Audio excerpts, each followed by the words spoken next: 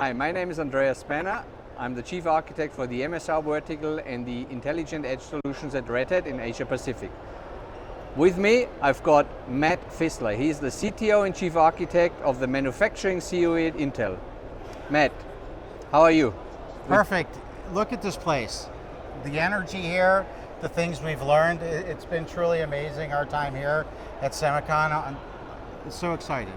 Awesome. We just had a workshop with 40 customers of ours where we really dug deep into the topics of Industry 4.0, 5.0, sustainability, AI, ML, data management and factory automation. And also Matt gave an impressive presentation about lights out factories. You culminate all the learnings around autonomous manufacturing. So what trends in the manufacturing space are you currently seeing? You know, what was really fascinating as we walk around the show, and we had the conversations today, as well as the various topics during the workshop, it was really amazing because we really, you did a great job of slicing out AI, ML, data management, digital manufacturing, the journey to Factory 4.0, and the same themes resonated through. The one thing was the know-how, the people understanding the value of digitizing or digital manufacturing or the journey to 4.0, because that ROI tag was on every board. And as we talk through the interactions we've had here, the big struggle was, what does this really mean to me? Like, how do I bring this home? And the other aspect of it is, where do I get started? I have tons of data, but how do I bring that data together to make sense of it? And then I think what the biggest piece that our customers were asking were, can people really just come together and accelerate and standardize this? Because we're having a difficult time, understanding what data we need to collect, what partners, which OEMs, ISVs we should talk to, and when we do talk to them, what does that mean to my organization? And the same themes, standardization, data management, common partners, common goals. Starting with a platform, I think what brought it home for the audience was really the fact that you don't have to start from scratch every single time.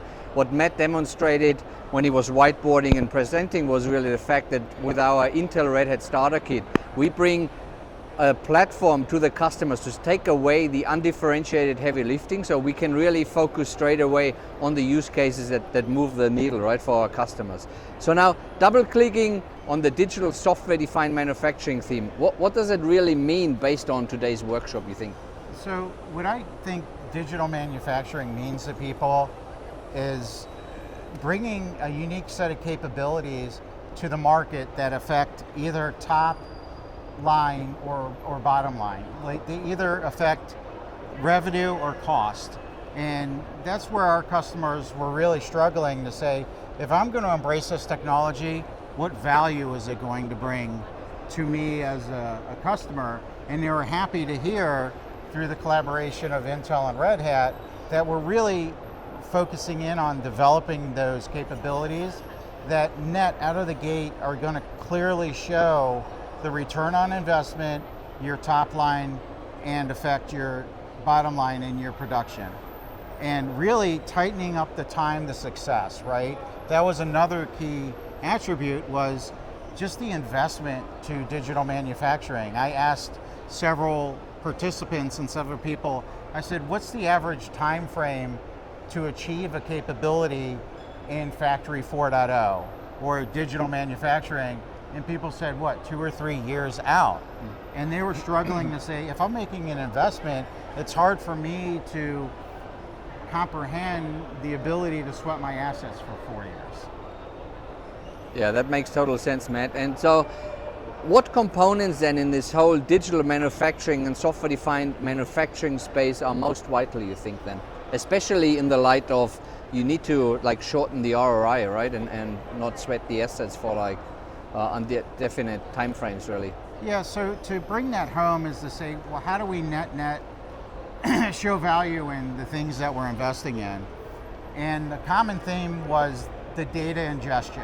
It was almost like an American ice cream manufacturer called Baskin-Robbins. They have 31 flavors, right? With raw data, you have plenty more, and it's really, how do people get a handle on the data? They want a common platform or an infrastructure to make that data ingestion easier. They want a common data platform that once you get the data into the platform, to normalize it and make it common so you can use it to fix problems with production or problems with compliance. And it was always about standardization, same data input, same data output, and then how do we create common models for AI and ML? There was a common mention of, you need at least $1 million ticket to start with AI and ML, and the customers and the partners that we were talking to, there was really a struggle of, if I have the data in, like, how do I even get started in AI? And there was a great response to Intel and Red Hat coming together and go, look, we've listened to a bunch of challenges and we have some good answers, from the data ingestion to the normalization, the transformation, the visualization to see what's going on, and then the actual AI approach to making the data operational. That was another key challenge, was operationalizing the data. Now that you've invested in a platform, you've invested in all of these different new scary things, how do I use this on a day-to-day basis? How's this going to save money? So I think in a nutshell, we just, with the platform and our investments, I think we're spot on. Well, it's quite interesting how we see or saw those connecting themes across different workshop groups, right? And what I found interesting is also that one of the items on the post-it notes was really around bringing AI into production. So organizations nowadays really understand that doing a pilot is one thing, but putting AI into production is a whole different ballgame, right? Yeah, absolutely. With the AI approaches, we had a sticky object on the board as part of the workshop, and they said, what is one of the major challenges of adopting AI?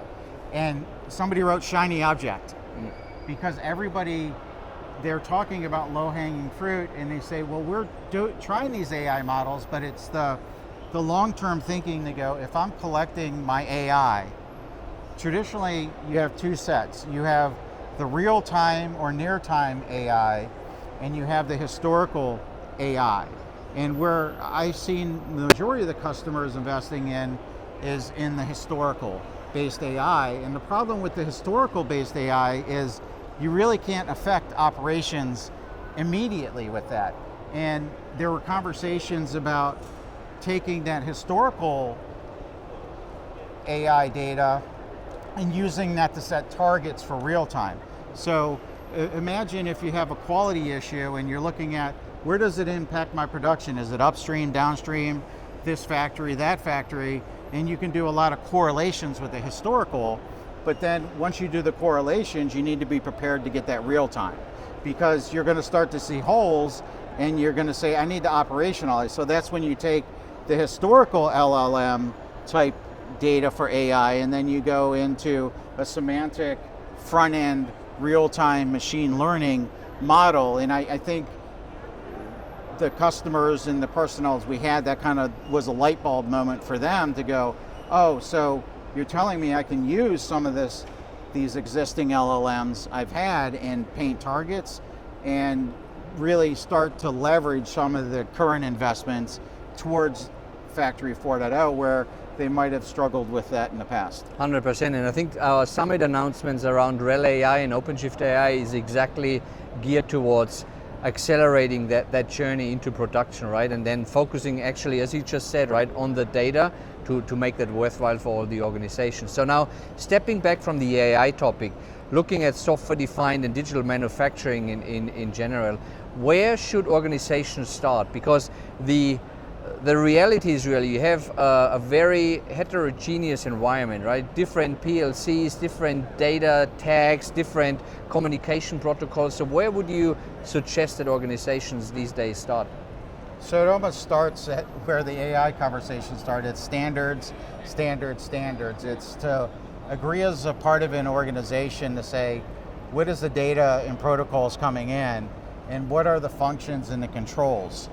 And really taking your control plane and your data plane and separating them, right? Because that's the major constraints, is you have all these different languages or protocols, and you have your controls, and then you have your HMI, your visualization. So it's really standardizing on both of those, separating the two of those. So then what you can do is normalize that, standardize on it, and then you can start adding features into a software-based PLC that runs on Intel Tiber and that runs on the Red Hat software. Yep, perfect.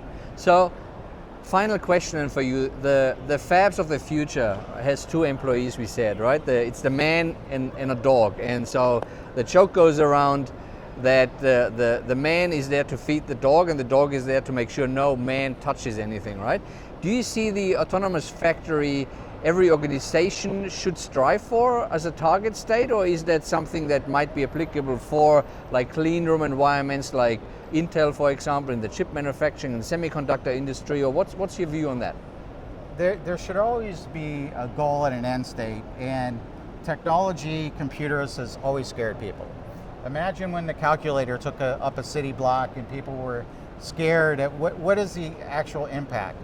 And we look at AI, digitization, lights out factory, that's a goal state. Depending on your manufacturing process and your type, it might be beneficial to get to a lights out AI approach, but it shouldn't be a matter of people fearing AI being an additive value to technology. What people should be investing in is to say, how is AI going to enrich my job? How am I going to be able to do different things? How am I going to be able to do more things with AI? If we take a look at the internet, it was a great unknown. And then now everybody, imagine going to certain companies and ordering things online, doctor's appointment, services agreement. You're leveraging technology and it's giving you time back in the day, right? So in an environment with many different proprietary components and customizations from PLCs, control systems, HMI, SCADA, MES, ERP, supporting the most critical revenue generating processes, where should manufacturers start modernizing towards a software-defined future, in your opinion, Matt? So the biggest place to start is setting a group of goals. Either you're going to have a quality, a yield, sustainability, compliance type project or a goal, and you ask yourself, well, how am I going to reach or track? Because traceability and tracking, if you have a project or a goal, like how do I define success? How do I gain those metrics? And that's done through the raw data collection. It's done from the edge. It's done from the standardization, getting that data. Because once you get that data, you standardize on it, now you have metrics. And then from those metrics, you can say, what do those metrics mean? And then I have yield optimization. We'll pick on yield optimization. Yep. If I have an OEE score and my OEE score is low with the amount of data I collect, and if I collect more data and I make changes, my score should go up. And if I make real-time AI or ML investments in certain areas, it's either going to affect my availability, performance, or quality, but what it does is it gives you a tracking metric. I like to call it digital truth. Yep. Because we may or may not have ever accidentally put some incorrect information on a spreadsheet with performance or quality numbers. And what this system does is in real time starts to track that, right? And then as you get the digital truth established on the edge, it's organic. It's going to populate into your enterprise systems. It's going to populate into the other systems because it's a value creator. Because once you have the data, you have the metrics, you can understand the cost of it and then quickly understand the value. I like that. Data-driven, right? Everything Data-driven. data-driven. True. In manufacturing just as much, right? You know, we need a hashtag, digital truth. Exactly, right? digital truth. I love it. Okay, so to wrap up that question now, what unique value proposition do you actually see Intel and Red Hat bringing to the manufacturing industry? So where I see the benefit is we talked about all the complexity involved in digital transformation, digital manufacturing, and what we're doing is tightening it up, bringing the standards together, bringing our OEM, our expertise together to simplify digital transformation. Instead of 100 different people to go to ask, 100 different pieces of software, what we're really working on is capabilities. If we're going to deliver a yield optimization or a product quality type solution, we need to come to an agreement as a company that we're going to support and encourage our customers to adopt that technology. Because unless Intel and Red Hat come together and some other players that we can introduce in the future, unless the industry comes together, we're really not going to hit that acceleration point. And then also from a risk perspective, we're asking a lot from our customers right now that I think if we had a report card, we'd be doing a pretty bad job right now as manufacturers, OEMs, software providers. We need to lean in and de-risk this environment for our customers. 100%. Thank you, Matt. Yeah. Well, that's it from Matt and Andreas, live from SemiCon in Southeast Asia. Thank you. Thank you.